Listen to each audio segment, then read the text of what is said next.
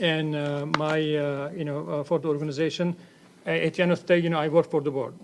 So if I'm not comfortable in a place that I can implement my vision for the organization that I started in 2000, then I decided to step down. And one of the biggest obvious differences, you can look at our board, this board as very supportive and represents basically the community. And the other thing is really Stream 360 is a unique model. I started this, implementing similar things in the schools. Again, at the end of the day, I'm an employee of the board, and if our vision is not aligned, for me to step down and start something new, that I'm independent thinker, innovative person. I just want to always do things. That's why I feel that we're initial stage of this Stream 360 model, and I see the future I want to set a sample for not just Texas children, Texas students. I want to set a sample school model for the entire nation, possibly in the world. We get phone calls from every other state. They are telling us, why don't you come implement STEAM or Stream 360 in our states? New York, you name it, Michigan, Alabama, they are all asking, why don't you have replicate harmony model in our states? That's why I was able to go to Alabama, which is one of the worst state. They resist changing charter school law, and they resist, 2% proficiency in math. It is unbelievable. It's unacceptable. To me, it's a crime. You cannot have 2% proficiency in math. And this place in Woodland that you mentioned, Ms. Davis, teachers are resisting not to have charter school. And these are the teachers, the school districts have 2% proficiency in math. And U.S. News just published their rankings, 50 in education. And my goal was, I'm passionate about this, providing alternative. That's why, I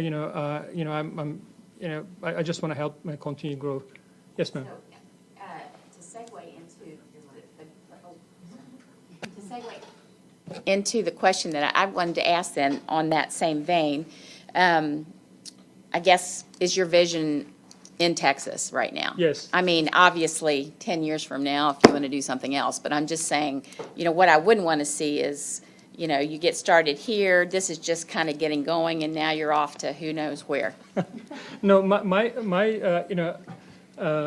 most of I got to Texas as quickly as I can. This is back in early 90s. And you're a good Aggie. Yeah, I'm an Aggie, yes. Texas is my home. I think this state gave me a lot when I came here, and most of I really came here in the 1990s to help my brother who was a cancer patient at the MD Anderson Hospital.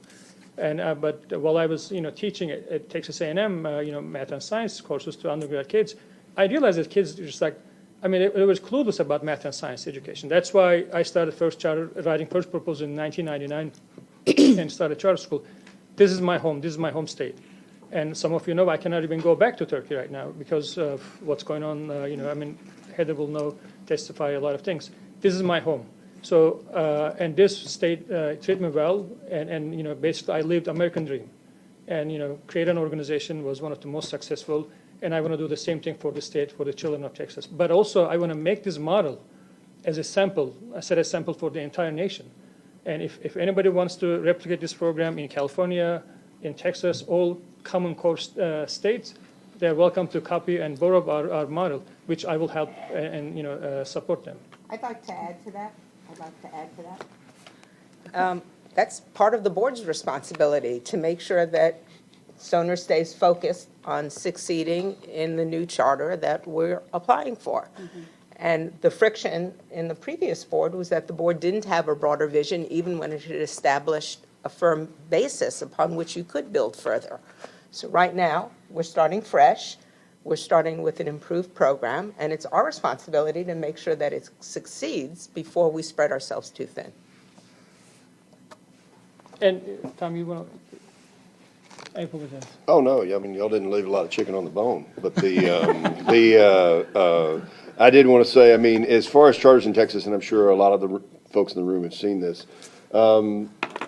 and just to, in general assurance, I mean, charters generally at around their 15 or 20-year point tend to go through what I call founder transition.